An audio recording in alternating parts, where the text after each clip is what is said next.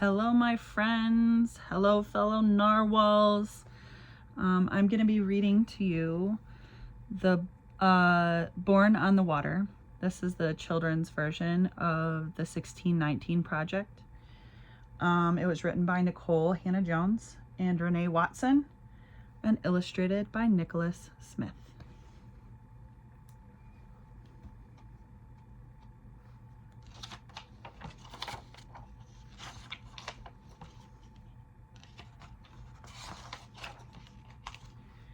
Questions. My teacher gives us an assignment. Who are you? She asks. Trace your roots. Draw a flag that represents your ancestral land. Most of my classmates can count back many generations and learn about countries where their families came from. They draw their flags, but I leave my paper blank.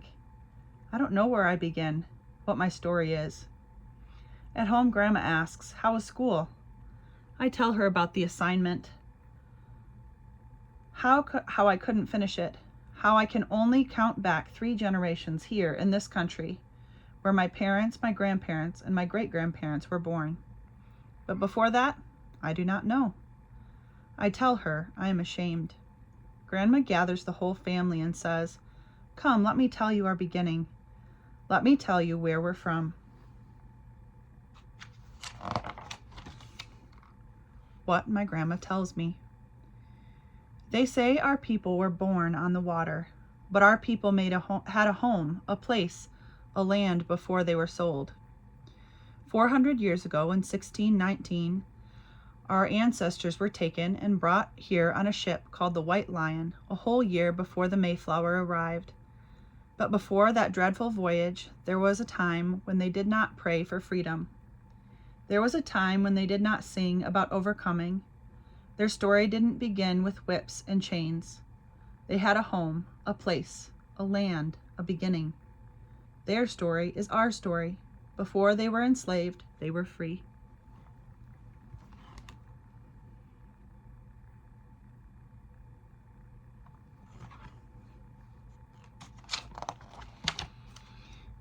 They had a language.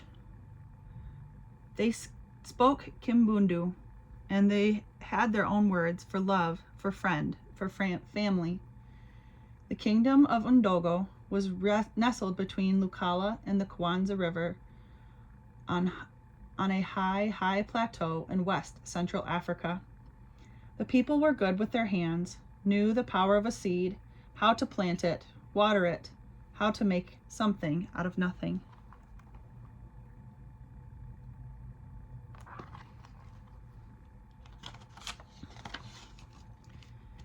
The people were good with their minds, good at math and science. They used shells for money, counting, recording, trading.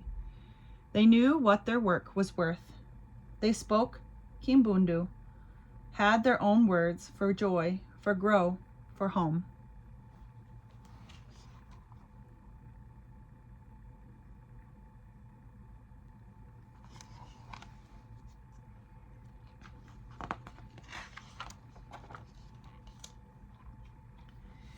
Their hands had a knowing.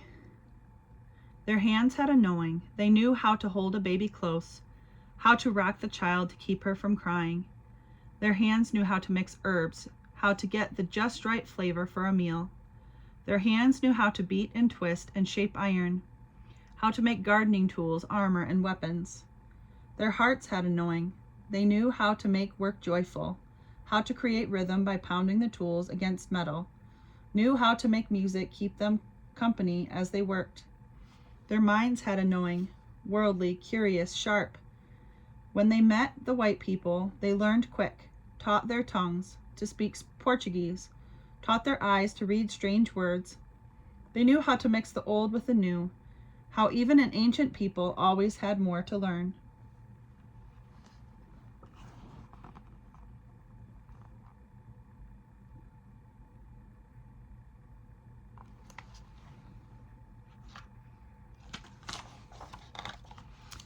And they danced. And the people moved their feet, moved their whole bodies to the melody of horns and stringed instruments, of marimbas and drums. They danced to celebrate, to mourn. They danced as a way of worship to offer thanks. Their bodies a song under the open sky and bright sun. Their bodies a swaying testament to the beauty of creation.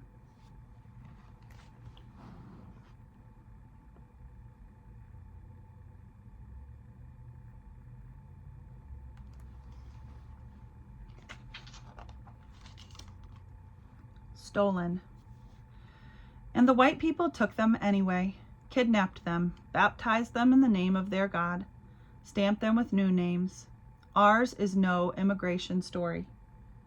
They did not get to pack their bags stuffed with cherished things, with the doll grandmama had woven from tall grass, with the baby blanket handed down from generation to generation all the way back, so far back that it carried the scent of the ancestors. They could not hug their fathers and mothers, daughters and sons, hearts thumping in rhythm, clinging to that final sweetness before the parting. No promises whispered from mouth to ear of seeing each other again.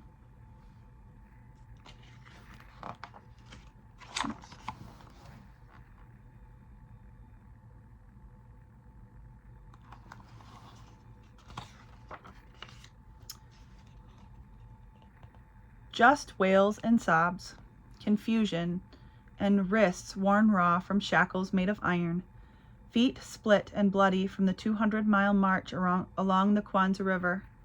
They had no things, but they had their minds, the old ways, the harvest songs, the just right mix of herbs etched into their memories. They had their bodies, histories and bloodlines and drums pulsing in their veins. With trembling fingers they braided seeds into their hair, defiantly hiding tiny pieces of home to plant one day in new soil. No matter what some say, the people fought, and the white people took them anyway, forced them into the bottom of an evil ship to sail to a new world they had no desire to see. Ours is no immigration story.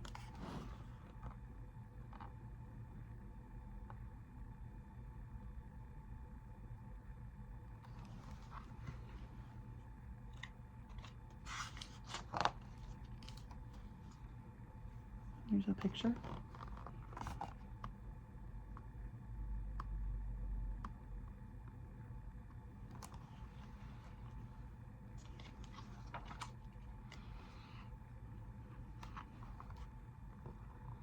The White Lion. No one knows how long it took before they knew they would never see Ndongo again. Never run along the high plateau or throw their heads back in giggles with their best friends. Maybe it was the second month or the third, when they had not seen their land or any land for so many days they could no longer count.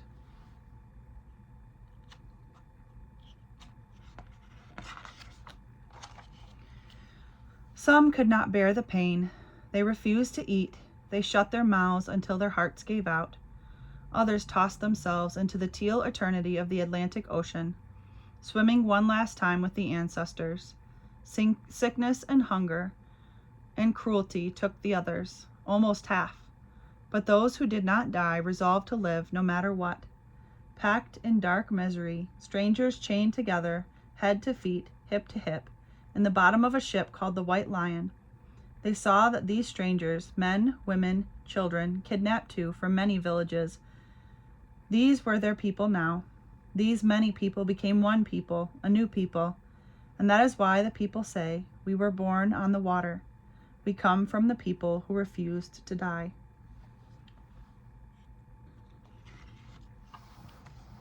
Sure.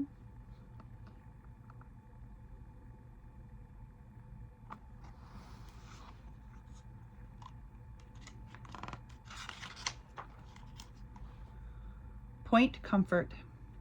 Finally, the ship stopped moving, and the people were dragged to the deck. They closed their eyes against the light of a sun they had not seen since Mother Africa's coast. They closed their eyes against the sight of a land that was not theirs. They cried a silent cry as white men spoke strange words, talking about their bodies, with a handshake traded another's child, another's mama and daddy, 20 to 30 beloved human beings in all, for a few pounds of food and drink. 400 years ago, in the year 1619, the white people called this land Virginia, a sweet-sounding word for a place of such pain, a sweet-sounding word for the place where American slavery began.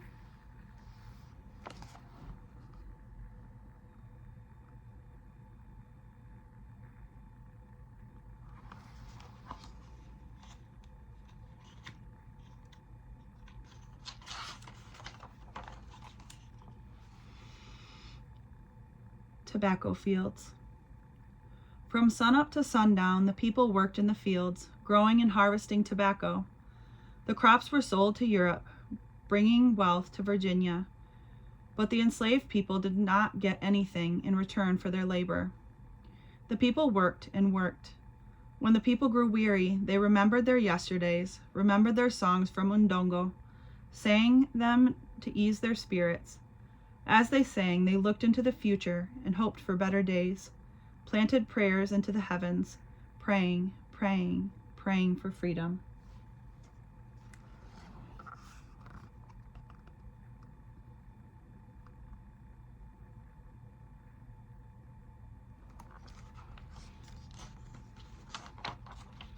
How to make a home. After a long day's work planting tobacco in the fields, after brutal treatment, after nothing to show for their hard work, sadness would come, a longing for Ndongo, for the mamas, for the daddies, for the friends they could no longer hug and talk with under the warm sun. We are in a strange land, they said, but we are here and we will make this home. We have our songs, our recipes, our know-how. We have our joy. We will love, laugh, sing, hug our children as tight as you can hold a child. We will survive because we have each other.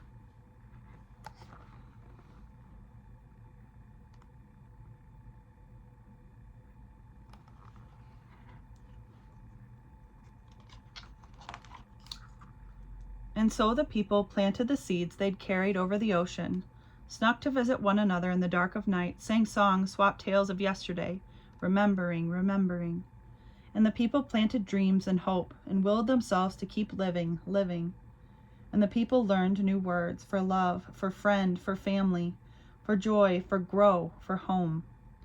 We are in a strange land, they said, but we are here and we will make this home.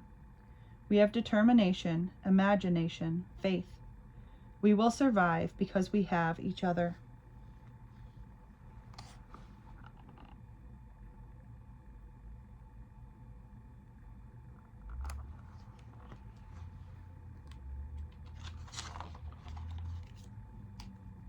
The Tuckers of Tidewater, Virginia. 1624. Anthony and Isabella enslaved on the plantation of Captain William Tucker and his wife Mary Tucker. Two ordinary people forced to till the soil, forced to build a country they were not from, found a way to build a love for each other, to marry and create a family, a legacy. They did not know their family would be the start of a new people. They were just two ordinary people who had a son, a new beginning, a promise to live on and on. William Tucker. Hope is a promise. Faith that a better day will come. Belief that things will not always be this way. Hope is refusal to give up, to die out. Hope is a child born. Way back then, hope had a name, William Tucker. He was born to ordinary people, a man and a woman who were not free, but believed in freedom, who were not free, but who believed that one day freedom would come even if they never saw it. These two ordinary people gave life to an extraordinary child. A child not of Africa, a child not of Europe, nor of the native peoples already here, but a child of the new people formed on the water, the first black child born in the land that would become the United States, the first truly American child.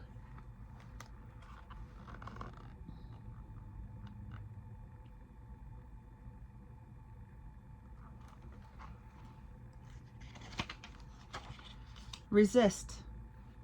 Life was hard, and it would get harder for the generations to come. White people told the people they were not human, that the people were things to be bought and sold and given as gifts, alongside horses and chairs. When the people were beaten, they said the people did not feel pain. When they sold the people's children, they said the people didn't love. These were lies made up so they could feel okay about slavery. It's wrong, always and forever, to own human beings. It is wrong, always and forever, to treat human beings like things. The people fought back for 250 years. The people resisted every day in big ways and small. For 250 years, the biggest resistance of all was that the people kept living.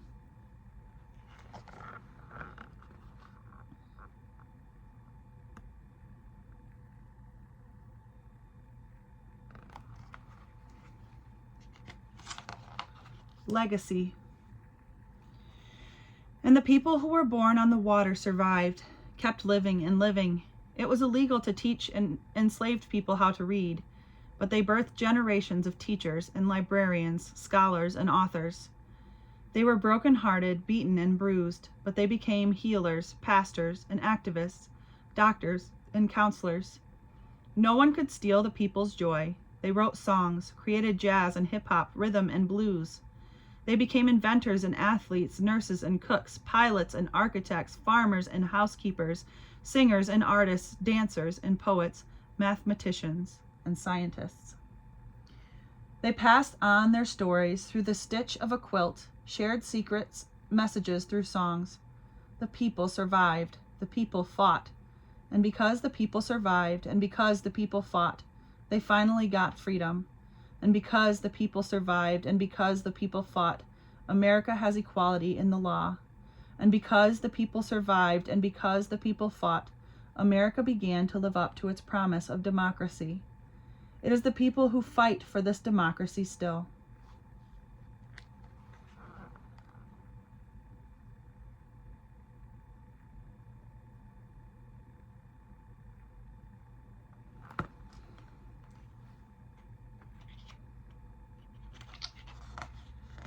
Ooh. Pride. Grandma looks at me and my brother, tells us, this is why we say Black Lives Matter, why we celebrate Black girl magic, why we believe we are our ancestors' wildest dreams. Never forget, we are their hope. Never forget, you come from a people of great strength, Grandma says. Be proud of our story, your story. The next day I go to school. I pull out my red crayon, my blue and my white. I draw the stars and I draw the stripes of the flag of the country that my ancestors built, that my grandma and grandpa built, that I will help build too. And I'm not ashamed. I know what my story is, where I'm from, where I begin. All right, there's an author's note, which I'll read in a moment. I want to acknowledge that this is not my story.